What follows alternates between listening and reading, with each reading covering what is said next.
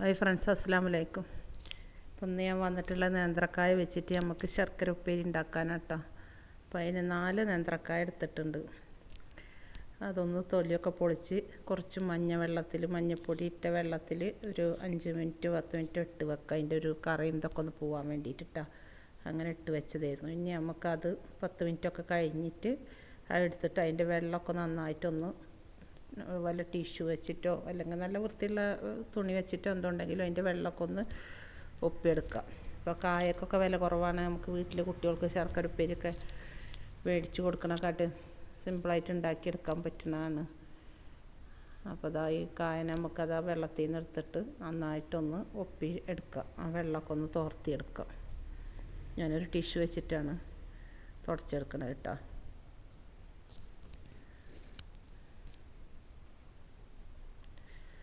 ഇത് മേടിക്കാൻ ചെല്ലുമ്പോൾ നല്ല വിലയാണ് ശർക്കര ഉപ്പേരിക്ക്. നമുക്കിപ്പോൾ കായക്കാണെങ്കിൽ നല്ല വില കുറവല്ല. അപ്പം ഞാൻ കുറച്ച് ഉണ്ടാക്കി വെക്കാമെന്ന് വിചാരിച്ച് ഓണത്തിന് ഉണ്ടാക്കിയതാണ്.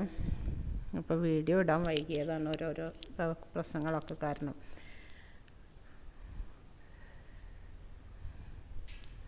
അപ്പോൾ അതൊക്കെ കായൊക്കെ നന്നായിട്ട് തുടച്ച് വെച്ചിട്ടുണ്ട്. ഇനി നമുക്കിതൊരു കട്ടിംഗ് ബോർഡിൽ വെച്ചിട്ട് ഏകദേശം ഒരേ കണക്കിൽ നമുക്ക് വെട്ടിയെടുക്കണം.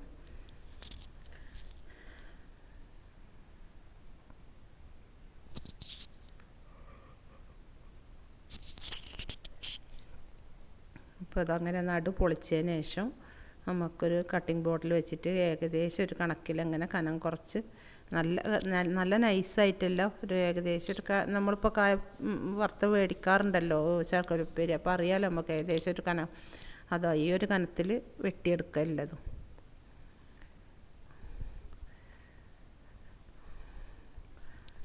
നല്ല കട്ടി കൂടാതിരിക്കാൻ നല്ലത്. കുറച്ച് കനം കുറച്ച് വെട്ടി, ഞാൻ തന്നെ വെട്ടിയത് കുറച്ച് കനം കൂടിപ്പോയോ സംശയമുണ്ട്. അപ്പോൾ അങ്ങനെ വെട്ടിയെടുത്തതിന് ശേഷം നമുക്കിതാ ഞാനൊരു സൺഫ്ലവർ ഓയിലാണ് എടുത്തിട്ടുള്ളത്. അതിലേക്ക് ചട്ടിയിൽ കുറച്ച് സൺഫ്ലവർ ഓയിൽ ഒഴിച്ച് കൊടുക്കുന്നുണ്ട്. എന്നിട്ട് നമുക്ക് ഈ ഉണ്ടാക്കി വെച്ച കായ ഉണ്ടല്ലോ അത് നന്നായിട്ടൊന്ന് ഫ്രൈ ചെയ്തെടുക്കണം. അപ്പോൾ ഇതിനാവശ്യമായ ശർക്കരപ്പാനി ഉണ്ടാക്കാൻ അവിടെ ഒരു 3 അച്ച് ശർക്കര വെച്ചിട്ടുണ്ട്, ഉരുക്കാൻ വെച്ചിട്ടുണ്ട് അപ്പുറത്തെ അടുപ്പിൽ കേട്ടോ. അപ്പോൾ ഇത് നമുക്ക് ഫ്രൈ ചെയ്ത് വരുമ്പോഴേക്ക് ആ ശർക്കരപ്പാനി അവിടെ റെഡി ആയിക്കോളും. ഉണ്ടാക്കാനൊക്കെ നല്ല സിമ്പിളാട്ടോ, പെട്ടെന്ന് ആയി കിട്ടുകയൊക്കെ ചെയ്യും.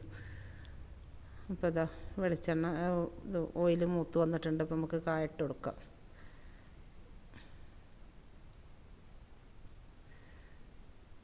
അപ്പോൾ കുറച്ചായിട്ട് ഇട്ടിട്ടാണ് ഞാൻ ഫ്രൈ ചെയ്തെടുത്തത് കേട്ടോ. ഒരു ട്രിപ്പ് കഴിഞ്ഞാൽ അടുത്ത ട്രിപ്പ് അങ്ങനെ ആയിട്ട് 3 പ്രാവശ്യമായിട്ട് ഇട്ടിട്ടാണ് അത് ഫ്രൈ ചെയ്തെടുത്തത്.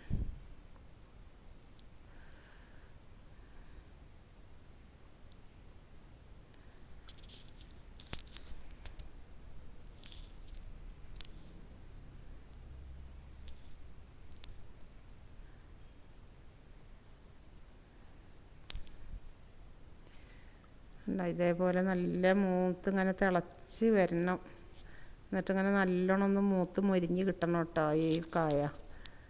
ഈ കായ വറക്കണതിലാണ് കുറച്ചൊരു ബുദ്ധിമുട്ടല്ല, കുറച്ചും കൂടി ഒരു ടൈം എടുക്കണത് അതിനാണ്, ഈ കായ ഒന്ന് മൂത്ത് കിട്ടാൻ. പിന്നെ വളരെ സിമ്പിളായിട്ട് ഉണ്ടാക്കിയെടുക്കുക. ഇത് നല്ലൊന്ന് മൂത്ത് മൊരിഞ്ഞ് കിട്ടണം.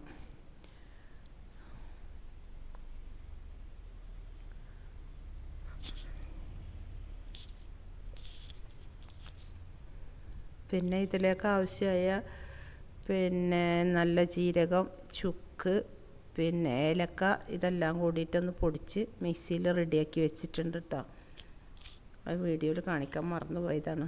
അപ്പോൾ അതുകൊണ്ടാണ് അത് പറയുന്നത്. ഒരു കഷ്ണം ചുക്കും ജീരകവും ഏലക്കായും കൂടിയിട്ട് നന്നായിട്ടൊന്ന് പൊടിച്ച് വെച്ചിട്ടുണ്ട്.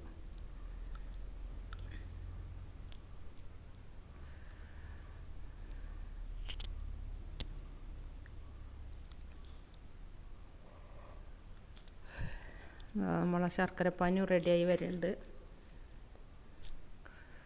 അപ്പോൾ ഈ കായ ഏകദേശം മൂത്തിട്ടുണ്ട്. അപ്പോൾ നമുക്കിത് കോരിയെടുക്കാം.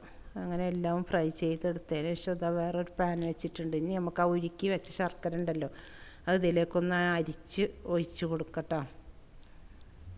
വല്ല പൊടിയോ കരടോ എന്തെങ്കിലും ഉണ്ടെങ്കിൽ പോയിക്കോട്ടെ എന്ന് വിചാരിച്ചിട്ടാണ് ഒന്ന് അരിച്ചിട്ട് തന്നെ ചേർത്ത് കൊടുത്തിട്ടുണ്ട്. അപ്പോൾ ഇതൊന്നും എന്നിട്ട് ഇതിൽ കിടന്നിട്ട് ഒന്നും കൂടെ കുറുകി കിട്ടണം ഈ പാനിൽ കിടന്നിട്ട്. ഒന്ന് ആ വെള്ളമൊക്കെ ഒന്ന് വറ്റിച്ചെടുക്കുക.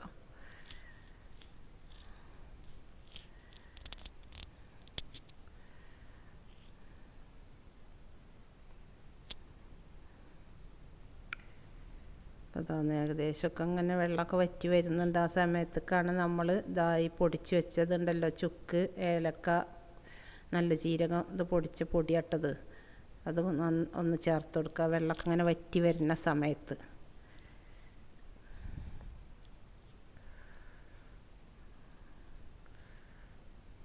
ഒന്ന് ഇളക്കിയിട്ട് ഒന്ന് വറ്റി വരുന്ന സമയത്ത് ഇതാ നമ്മൾ ഫ്രൈ ചെയ്ത് വെച്ച കായ അതിലേക്ക് ഇട്ടിട്ട് നന്നായിട്ടൊന്ന് ഇളക്കി കൊടുക്കുക. അപ്പോൾ ശർക്കരപ്പാനിയിൽ ഒരു തരി ഉപ്പ് ചേർത്തിട്ടുണ്ടായിരുന്നിട്ട് അത് മധുരം ഇതൊക്കെ ഒന്ന് ബാലൻസ് ചെയ്യാൻ വേണ്ടിയിട്ട് വീഡിയോയിൽ പെട്ടിട്ടില്ല തോന്നുന്നു. പിന്നെ കുറച്ച് പഞ്ചസാരയും ഏലക്കായും കൂടി അതും പൊടിച്ച് വെച്ചിട്ടുണ്ടായിരുന്നു, അതും കൂടി ചേർത്ത് കൊടുക്കുന്നുണ്ട്. പിന്നെ കുറച്ച് അരിപ്പൊടി അതും കൂടെ ചേർത്തിട്ട് നന്നായിട്ടൊന്ന് മിക്സ് ചെയ്യാം. എന്നിട്ട് അതൊന്ന് തണുത്ത് വരണം, അങ്ങനെ വറ്റിയിട്ട്. പിന്നെ പെട്ടെന്നായി കിട്ടും കേട്ടോ. അപ്പോൾ ഇതാ കുറച്ചുകൂടെ അരിപ്പൊടിയാണ് ലാസ്റ്റ് ചേർത്ത് കൊടുത്തിട്ടുള്ളത്. അപ്പോൾ എൻ്റെ വീഡിയോ ആദ്യമായിട്ട് കാണുന്നവരാണെങ്കിൽ ലൈക്ക് ചെയ്യാനും സബ്സ്ക്രൈബ് ചെയ്യാനൊന്നും മറക്കരുത്. ഒന്ന് സപ്പോർട്ട് ചെയ്യണേ. എല്ലാവരും വീഡിയോസൊക്കെ കാണുന്നവരൊന്നും ലൈക്ക് ചെയ്യണില്ല, അപ്പോൾ അതൊക്കെ ഒന്ന് ചെയ്തിട്ടൊന്ന് സപ്പോർട്ട് ചെയ്യുക.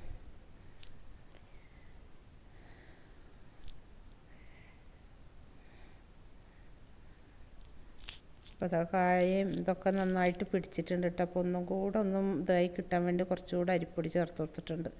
അതും കൂടി ആയി കഴിഞ്ഞിട്ട് കുറച്ച് നേരം തീയൊക്കെ ഓഫ് ചെയ്തിട്ട് അവിടെ വെച്ചാൽ മതി. തണുത്ത് കഴിയുമ്പോൾ നല്ല കായുപ്പേരി റെഡിയാണ്. ഇത്രയും പണിയുള്ളൂ, സിമ്പിളാണ് ഉണ്ടാക്കാനൊക്കെ ആയിട്ട്, കുട്ടികൾക്കൊക്കെ ഉണ്ടാക്കി കൊടുക്കാനൊക്കെ. അതാണിപ്പോൾ വെള്ളം ഞങ്ങൾ ശർക്കരപ്പാനിയിൽ ഒരു ഇച്ചിരി വെള്ളം വറ്റി കിട്ടാൻ പ്രയാസമായതുകൊണ്ട് വീണ്ടും അരിപ്പൊടി ചേർത്ത് കൊടുത്തിട്ടുണ്ട് കേട്ടോ.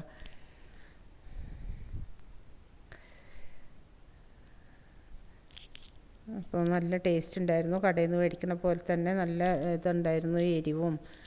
അതൊരു കാര്യം ഞാൻ പറയാൻ വിട്ടുപോയതാണ്, എരിവും മധുരമൊക്കെ മിക്സ് ആയിട്ടെന്ന് പറഞ്ഞപ്പോഴാണ് അതിൻ്റെ ഒരു കാര്യം ഓർത്തത്. നമ്മൾ ഏലക്കായ, ജീരകം, ചുക്ക് പൊടിക്കണതിൽ ഒരു 4 കുരുമുളകും കൂടെ ചേർത്തിട്ടാണ് പൊടിച്ചത്. അതുകൊണ്ടൊരു ചെറിയൊരു എരിവും മധുരമൊക്കെ ആയിട്ട് നല്ലൊരു കായുപ്പേരിയായി കിട്ടിയിട്ടുണ്ട് കേട്ടോ. കണ്ടോ, ഈ പരുവത്തിൽ ആയി കിട്ടണം നമുക്കിങ്ങനെ വാരി ഇങ്ങനെ ഇടുമ്പോൾ ഇതായി കിട്ടുന്ന രൂപത്തിൽ. അപ്പോൾ അടുത്ത വീഡിയോ ആയിട്ട് വരുന്നവരെ ബായ്.